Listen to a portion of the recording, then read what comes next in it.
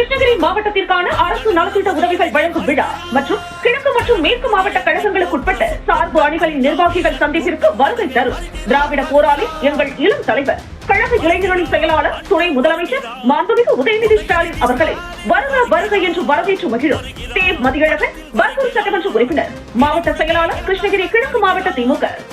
வாக்காளர்கள் அச்சமின்றி வாக்களிப்பதை உறுதி செய்யும் வகையில் கிருஷ்ணகிரியில் மத்திய தொழில் பாதுகாப்பு படையினரின் விழிப்புணர்வு அணிவகுப்பு பேரணி நடைபெற்றது.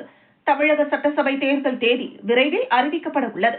தேர்தலின் போது பாதுகாப்பு பணியில் ஈடுபட தேர்தல் ஆணையத்தின் உத்தரவுப்படி ஒவ்வொரு மாவட்டத்திற்கும் மத்திய தொழில் பாதுகாப்பு படை வீரர்கள் அனுப்பப்பட்டு வருகின்றனர்.